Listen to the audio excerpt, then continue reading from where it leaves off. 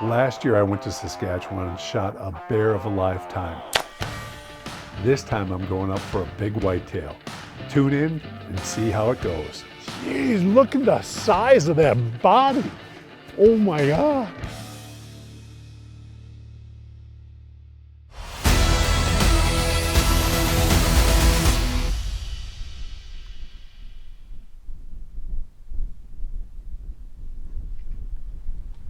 Today's Friday, November 11th. Yesterday it was 72 degrees. Last night we had a cold front move in. Today it's 35 degrees. This morning I forgot the camera on the table when I walked out. I had 7 different bucks come in. Nothing that I wanted to shoot. I've been very particular this year. After a 10-point, I'm back in his home court. So I'm hoping the big one's up on his feet with his cold front. And right there's a deer.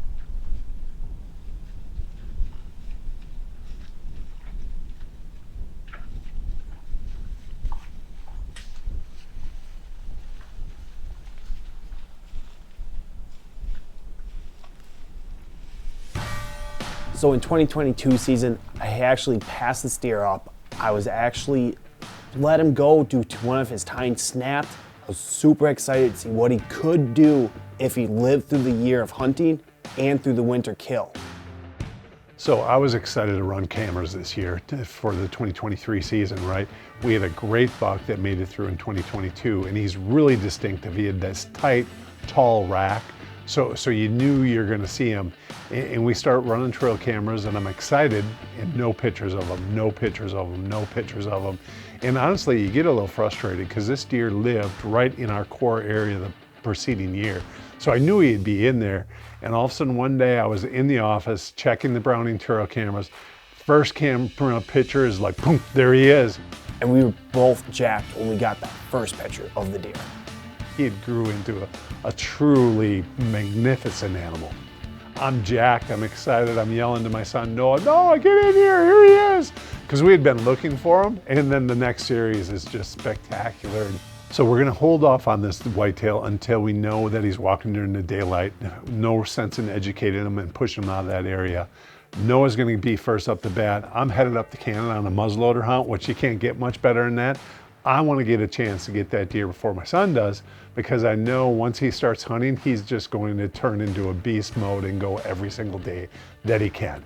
But that's going to be up to my sons. Hopefully, you know, with cold front moving in, the deer move. I'm just hoping not the right deer moves. Coming up. With the cold front coming, my dad was actually packing up for Canada, leaving the next day. I knew my time had to be started in the woods. It was kind of doing the same thing as last year. However, I know his days are numbered on ours. He kind of roams when he goes into that rut mode. So I gotta get in the woods, see what I can do.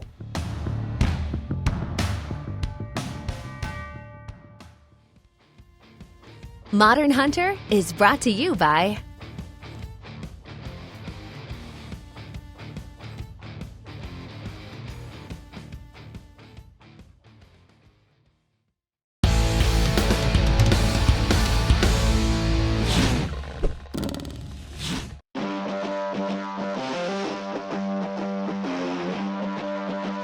For us whitetail guys, we like the day packs, which is normally the smaller pack. The Pop-Up 30 by Mystery Ranch is one of those more versatile packs. It's a day pack, but it also converts into a meat hauling pack because the frame will actually extend. So you can haul out 80 pounds of meat. So if you're on that back hunt up in the mountains and you shoot a mule deer, you can basically pack the whole thing out in here. Or if you're that whitetail guy hunting on public land, again, you can pack out a whole whitetail with this simple pack. What I love about it, it's got tons of compression straps. So as a whitetail hunter, I don't like making noise even when I walk through the woods. It's just as a pet peeve of mine. I don't want to hear banging. I don't want to hear any of that. This thing has a ton of compression straps, so no matter if you put your coat on there, your bow, if you're going to strap down your bow, if you're going to strap down your firearm, it's got the compression straps that are the ability to hold it. The pack opens from the top, giving you access to one large compartment that you can put a ton of gear in. The other thing that's the beauty of this, it's got a padded weight belt, and that's going to distribute that weight of the pack when it's full around the rest of your body, so that's going to make it a lot easier to pack out 80 pounds or less. For more information, visit mysteryranch.com. Check out this pack as well as our whitetail packs. You won't be disappointed.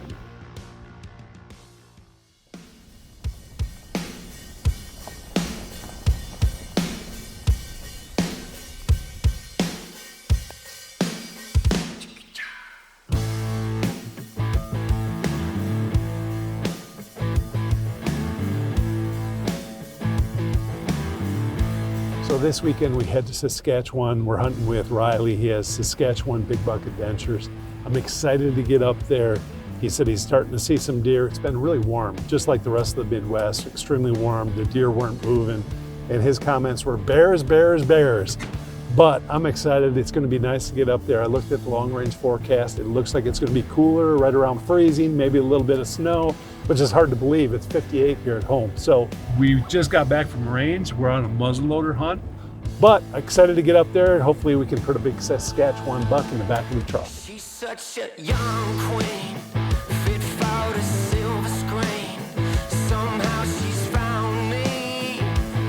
Among all these thieves, it was me, the clown. I was quiet as a mouse in a ghost town. We like that. Looks a little more like bear territory, huh? 20 hours in, we're finally here, pulling in. The green gate is the ticket. Now I know what the green gate means. The very first time here, I didn't know what the green gate meant, so we turned around, thought we were lost. Kind of excited. Last year I got here and the deer weren't moving. The storm was moving in. We're earlier this year, but it's cool. It's 35 degrees outside, which normally the cooler it is, those big deer move. I'm hoping that gets them moving, starting hitting the bait piles. Ruts should be turning around. Those bucks should be on their feet, checking things out. I'm excited to see where this will go. Plus, it's not too cold that the bears could still be coming in, and I still got a bear tank. So, bear, deer, I don't care which one comes in. Something's going to eat some lead.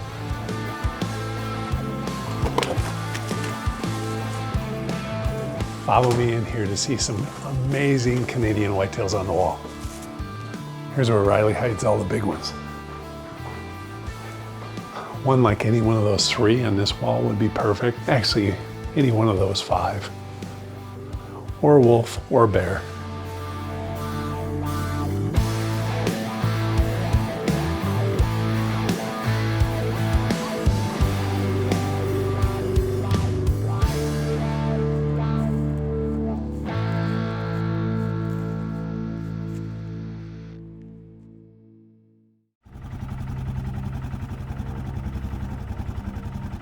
First morning here to Saskatchewan Big Buck Adventures. I'm jacked up. Riley showed me a bunch of the pictures. I got a ton of mature bucks that have been on the feet the last couple of days. One was actually in that bait site yesterday or the day before. Doesn't matter. I mean, he's a really nice buck. But you just never know what you're going to see because he said they have pictures of wolves. He said there's pictures of a big bear that came through. I got tags for everything, so time will tell. But I'm jacked to get on the stand.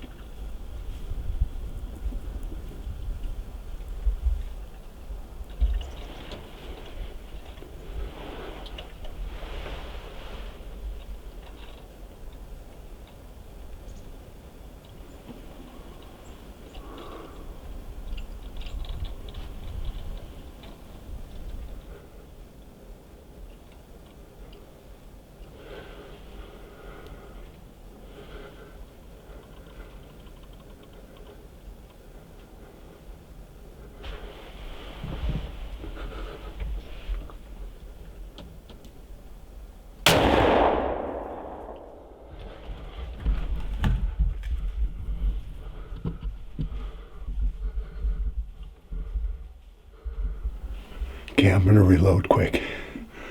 Riley put me in here and he said there's a nice 10. He's got a curly brow tine. These two were just eating and eating for the longest time, 45 minutes, right? And all of a sudden, one just started staring like right at me. And I'm going, what the heck is going on? God, I'm excited. So anyway, next thing you know, the other one snaps up. And then I can hear a deer walking. And it's right here, right out this window. It's 15 yards away and it's him. I mean, I think I just shot a really nice 10-pointer. He's got a weird, funky brow tine on the one side, but he looked fully mature to me.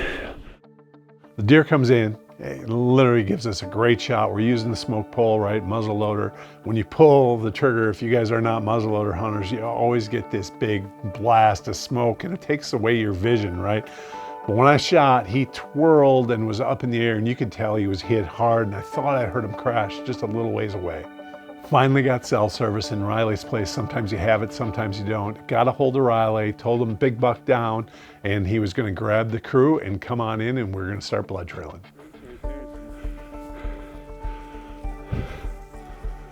Boom. So he went that way. If you go down that trail, I'll follow.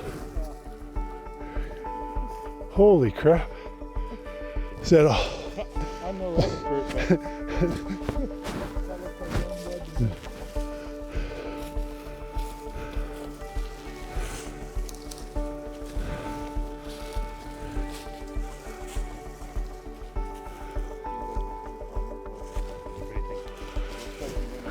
Yeah, that's what I thought too. I was feeling really good for a minute, but also boom, boom, boom, and then not much blood. I'll feel better when we find him.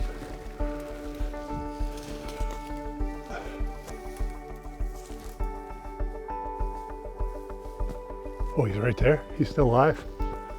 Hang on, I'll shoot him. As we're tracking, all of a sudden we see the deer and he's still alive, but he can't really jump up. So we just put another, killing shot on it, let him expire quickly, and the rest is in the books. That isn't it's a 9, huh? Is it 3-year-old? Start. So when I got up the binocs on him, I just looked at him close and I saw the one funky brow tine, and in my head I justified shooting that deer. It was the same deer that Riley had showed me.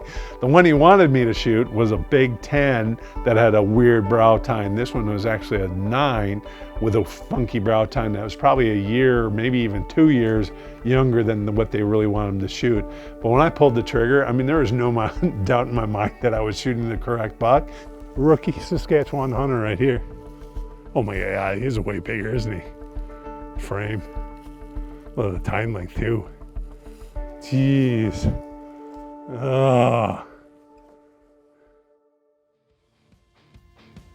Modern Hunter is brought to you by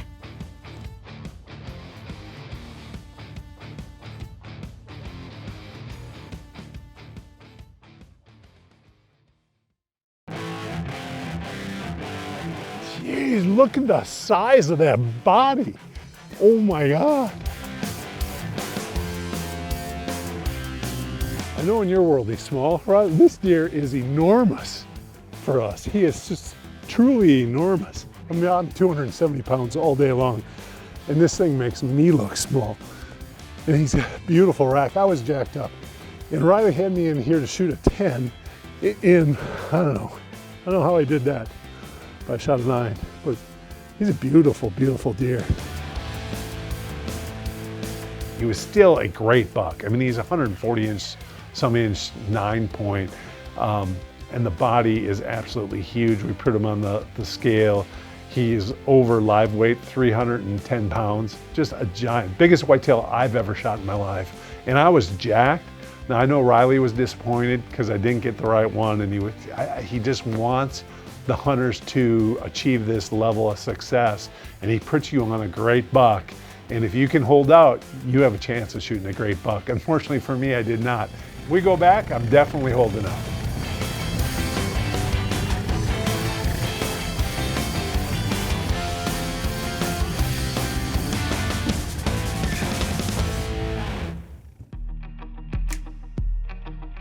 Excited to get back in the land of the living. You know, called my family, let them know I shot a great deer. Also to find out if Noah's seen anything. Lo and behold, I get out and I've had missed calls from Noah, and I'm like, uh-oh.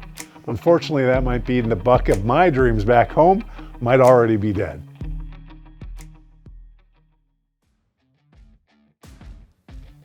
So how was Canada? Well, obviously it could have been better, but if somebody was gonna shoot the buck other than me, I'm glad it was you. Congratulations. Thank you. I said he could hunt anywhere on the farm except for that 80 where that deer lived. And the big thing is, when you're on this mature deer, you never want to push him or let him know that he's hunted until you can actually kill him. So therefore we're staying out of it. And for us, unfortunately, all the other good deer that were on our place were living right down where he is. So we couldn't even hunt any of the other bucks that were extremely killable either there, that were fours, that Tin would have shot or your brothers would have shot. We kind of let them all go, and we only hunted behind the house. It was a hard time keeping all the woods for that first month, but it was definitely worth it in the end. I think you were also getting, you know, because you show a few people those pictures, right? Your buddies. Yeah. And then his friends are like always on him, like, oh, are you going to go after him? Why aren't you hunting? Why aren't you doing this? And until you make that mistake, and why I knew is because I've made that mistake when I was your age, and I put pressure on deer that I thought were killable, and literally just pushed them right off my farm and never even had a chance to kill them. So I knew what to do, but it's hard to do. It's hard when all of my buddies are asking, like, hey, why aren't you out in the woods today? It's a good win for you. What are you doing? And you're getting the Brownie trail cameras photos, right? You're still getting photos of that deer. Unfortunately, they're between 4 a.m., right? And then nothing during the daylight periods, and at 9 o'clock at night. And when you shot them, literally we got one fringe photo of them. It was probably right at legal shooting time. And I made the comment, it's time. It's time to get in there. He's gonna make a mistake. You couldn't even tell if it was truly him. You looked at the body size and you just were, it had to be him. Remember that big non-typical? For 2024, I say that one's mine. I don't think so. I think it should be the first person that has a good opportunity, but I definitely will be hunting a little bit more than you. Yeah, I think I'm going to schedule a few more out-of-state trips for you, and I think I will be clearing my schedule, and I'm going to get first dibs. That's not fair at all.